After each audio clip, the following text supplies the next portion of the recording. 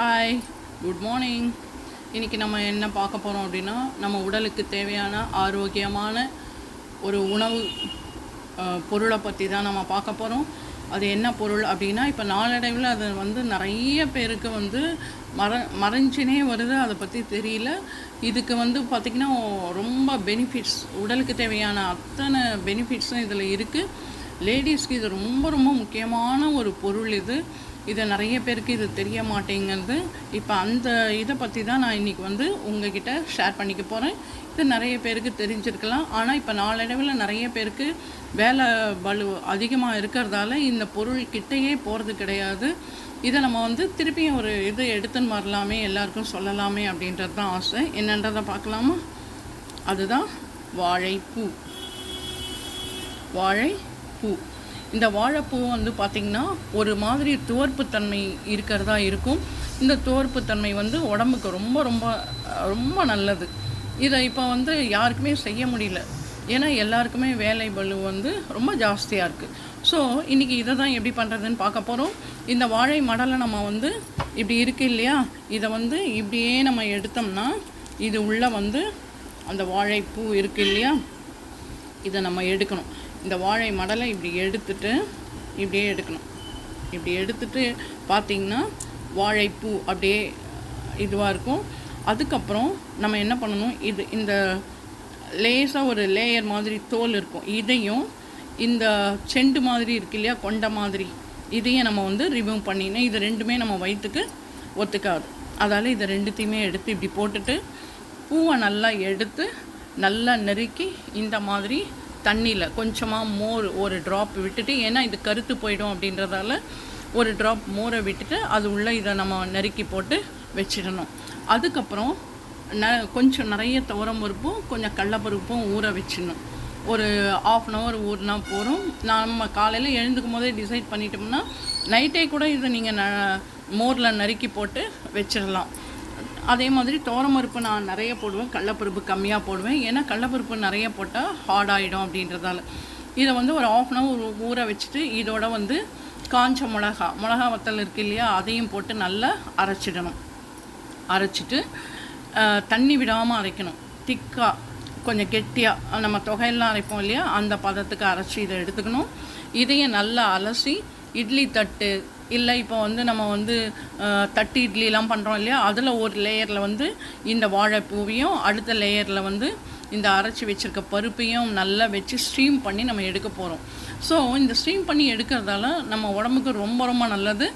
வாங்க இது எப்படி பண்ணுறதுன்றதை நம்ம இன்றைக்கி இதை கண்டிப்பாக பார்க்க போகிறோம். இதை எல்லாருமே திரும்பி இதை பார்த்தோன்னு செய்ய ஆரம்பிச்சிடுவீங்க, சரியா? இதை நல்லா நான் என்ன பண்ணிவிடுவேன், இந்த ஸ்டீம் பண்ணிவிடுவேன்னு சொன்னேன் இல்லையா, ஸ்டீம் பண்ணிவிட்டு திருப்பியும் கொஞ்ச நேரம் ஆற வச்சுட்டு நீங்கள் மிக்சியில் போட்டு கொஞ்சமாக மஞ்சப்பொடி போட்டு மிக்சியில் போட்டு ஒரு அடி அடிச்சிங்கன்னா அப்படியே சாஃப்டாகிடும். அப்போ நம்மளுக்கு குக்கிங் டைம் ரொம்ப ஈஸி, ஆயில் ரொம்ப பிடிக்காது, உடம்புக்கு ரொம்ப ஹெல்த்தியான ஒரு ஃபுட்டை நம்ம சாப்பிட்டோம் அப்படின்ற ஒரு சாட்டிஸ்ஃபேக்ஷன் இருக்கும். நான் ரீசெண்டாக ஒரு ஹோட்டலுக்கு போகும்போது நம்ம இப்போ வெளியில் ஒரு ஹோட்டலுக்கெல்லாம் போனோம்னா ஸ்டார்டர் இந்த பன்னீர் அதெல்லாம் நம்ம சாப்பிடுவோம். பட் இன்னொரு ஹோட்டலுக்கு நான் போகும்போது இதுதான் எங்களுக்கு ஸ்டார்டராகவே கொடுத்தாங்க. இந்த பூவை ஃப்ரை பண்ணி, அதாவது ரொம்ப டீப் ஃப்ரைலாம் இல்லை, ஷாலோ ஃப்ரை பண்ணி கொடுக்கும்போது ரொம்ப ரொம்ப டேஸ்ட்டாக இருந்தது. அதையும் நம்ம ட்ரை பண்ணி பார்க்கலாம். இப்போ இதை நான் ஊற வச்சுருக்கேன், அரைச்சிட்டு இதையும் ஸ்ட்ரீம் பண்ணிவிட்டு இதையும் ஸ்ட்ரீம் பண்ணி எடுத்துன்னு வரேன். அதுக்கப்புறம் நம்ம எப்படி பண்ணுறது அப்படின்றத பார்க்கலாம். ரொம்ப ரொம்ப ஈஸி. இது லேடிஸ்க்கு ரொம்ப ரொம்ப முக்கியமான ஒரு பொருள். இதை யாரும் தயவு செய்து மிஸ் பண்ணாதீங்க. பரவாயில்ல, இனிமேல் இத்தனை நாள் சாப்பிடாமல் இருந்தாலும் இனிமேல் இதை கண்டினியூ பார்க்கலாம், சரியா? பார்க்கலாம் வாங்க. இப்போது இட்லி தட்டு வச்சு அதில் நம்ம அரைச்சி வச்சுருக்கோம் இல்லையா, அதாவது துவரம்பருப்பு நிறைய, கடலப்பருப்பு கம்மியாக போட்டு மிளகா வத்தல் போட்டு அரைச்சி வச்சுருக்கேன். அதை இட்லி தட்டில் ஒரு லேயரில் வச்சுருக்கேன். இன்னொரு தட்டில் பார்த்திங்கன்னா நம்ம நறுக்கி வச்சுருக்கோம் இல்லையா வாழைப்பூ, அந்த வாழைப்பூவையும் இதில் வச்சு நம்ம மூடி போட்டு ஸ்டீம் பண்ணிக்கலாம், சரியா? இது ஒன்றும் பெரிய வேலையே இல்லை, சின்ன விஷயந்தான். அதால் இந்த மாதிரி ஸ்டீம் பண்ணி எடுத்துகிட்டு அதுக்கப்புறம் பூவை தனியாக வச்சுப்போம். பருப்பை திருப்பி கொஞ்சம் நேரம் ஆற வச்சுட்டு மிக்சியில் போட்டு கொஞ்சம் மஞ்சப்பொடி போட்டு கொஞ்சம் பெருங்காயத்தையும் போட்டு ஒரே ஒரு சுற்று தான் அரைச்சி நம்ம வச்சுப்போம். ரொம்ப சாஃப்டாக இருக்கும். இதை செஞ்சு சாப்பிடும்போது ரொம்ப ரொம்ப நல்லாவே இருக்கும். நான் சொல்கிறத விட நீங்கள் செஞ்சு பாருங்கள், ரியலி ரொம்ப நல்லாயிருக்கும். வாங்க அடுத்த ஸ்டெப் என்ன பண்ணுறதுன்றதை நம்ம பார்க்கலாம். இப்போது இது பாருங்கள், அரைச்சி எடுத்துன்னு வந்தாச்சு. மஞ்சப்பொடி பெருங்காயம் போட்டு அரைச்சி எடுத்தாச்சு. இதை பூவையும் வேக வச்சு எடுத்து வச்சிட்டோம். இப்போது ஸ்டவ் பற்ற வச்சு கடாய் போட்டு எண்ணெய் விட்டாச்சு. இப்போ இதில் நம்ம கடுகு போடுறோம். கடுகு நல்லா வெடிக்கட்டும். உடம்புக்கு ரொம்ப ரொம்ப நல்லது. இதை நீங்கள் சண்டேஸில் கூட செஞ்சு சாப்பிடுங்க. ரொம்ப உடம்புக்கு ரொம்ப நல்லது. அதுக்கப்புறம் அந்த வாழைப்பூவை நல்லா உரித்து எடுத்த உடனே லாஸ்ட்டாக ஒரு குறும்பன்னு இருக்கும். அது லேடிஸ் சாப்பிட்டா அவ்வளோ நல்லது, ரொம்ப ரொம்ப நல்லது. கொஞ்சம் துவர்ப்பாக தான் இருக்கும், பட் ரொம்ப ரொம்ப நல்லது, லேடிஸ்க்கு ரொம்ப நல்லது. அதை மிஸ் பண்ணாதீங்க. பரவாயில்ல, இன்னும் இப்போ தெரிஞ்சு போச்சு இல்லையா, அதால் நீங்கள் அதே மாதிரி அதை ஃபாலோ பண்ணுங்கள். அடுத்தது கடலை பருப்பு, அப்புறம் கருவேப்பிலை,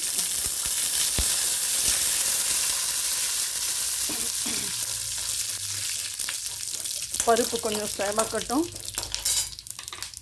ரொம்ப ரொம்ப சிம்பிள். அதாவது நம்ம மனசில் இதுதான் அப்படின்னு நினச்சாலே போதும், சில விஷயங்கள் ஈஸியாக நம்ம செஞ்சு முடிச்சிடுவோம்.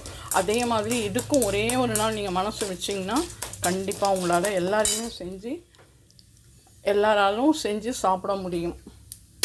அதுக்கப்புறம் நம்ம வச்சுருக்கோம் இல்லையா பருப்பு, வேக வச்சு திருப்பியும் அகைன் கிரைண்டர் மிக்சியில் போட்டு அரைச்சி வச்சுருக்கோம். அதை இப்படி பண்ணிங்கன்னா உதிர்ந்து போயிடும். இது பார்த்திங்களா, இந்த எண்ணெயில் போடும்போதே நல்லா உதிர்ந்து வந்துடும். வெந்ததால் உங்களுக்கு குக்கிங் டைம் ரொம்ப கம்மி, ஆயிலும் கம்மி, ஈஸியாக நம்ம செஞ்சிடலாம். இந்த மாதிரி உணவுகளை வாரத்துக்கு ஒரு தடவை, அப்படி இல்லையா முடியலையா மாதத்துக்கு ஒரு தடவையாவது சாப்பிடுங்க. ரொம்ப ரொம்ப நல்லது. இதை பாருங்கள், எப்படி அரைக்கும் போது எப்படி இருந்தது, இப்போ நல்ல உதிரியாக ஆகிடும். இது ஆக்சுவலாக வாழைப்பூ பருப்பு உசிலின்னு பேர் இதுக்கு. இல்லைனா இதை லாஸ்ட்டு சொல்கிறேன்னு பார்க்குறீங்களா? அவ்வளோதான். அதுக்கப்புறம் இதுக்கு தேவையான அளவு, வாழைப்பூக்கும் இந்த பருப்புக்கும் சேர்த்து தேவையான அளவு உப்பு, அதையும் போட்டு ஒரு நல்லா மிக்ஸ் பண்ணிக்கோங்க. இந்த பருப்பை போட்டு லேசாக போட்டு இந்த பருப்போடு மிக்ஸ் பண்ணி எடுத்துருவோம். அவ்வளோதான். ரொம்ப ரொம்ப சிம்பிள், ஈஸியாக நம்மளுக்கு முடிஞ்சிடும். அதுக்கப்புறம் இந்த வாழைப்பூ இருக்குது இல்லையா, அதையும் இதில் போட்டுருங்க. அவ்வளோதான். இந்த பருப்போடு அப்படியே மிக்ஸ் பண்ணி, வாழைப்பூ வடையெல்லாம் சாப்பிட்ருப்பீங்க. ஹெல்த் கான்ஷியஸாக இருக்கிறவங்களுக்கு அது ஆயிலாக இருக்குமே அப்படிலாம் கொஞ்சம் கஷ்டமாக இருக்கும். இப்போ இந்த மாதிரி சாப்பிடும்போது ரொம்ப நல்லாவே இருக்கும்.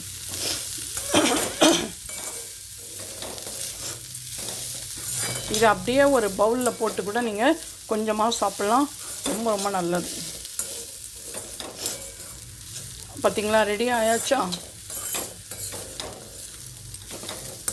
அவ்வளோதான், வாழைப்பூ பருப்பு உசிலி தயார். இதை ஒரு பாத்திரத்துக்கு மாற்றிடலாம். வாழைப்பூ பருப்பு உசிலி தயார். இதே மாதிரி நீங்களும் உங்கள் வீட்டில் செஞ்சு சாப்பிட்டு பார்த்துட்டு எப்படி இருக்குன்னு சொல்லி லைக் பண்ணுங்கள், ஷேர் பண்ணுங்கள், கமெண்ட் பண்ணுங்கள். மறக்காமல் நம்மளோட channel Padma's all in all சேனலை சப்ஸ்கிரைப் பண்ண மறக்காதீங்க. இதே மாதிரி ஒரு நல்ல ஹெல்த்தியான ரெசிபியோட அடுத்த vlogல உங்களை மீட் பண்ணுறேன். பாய், டேக் கேர்.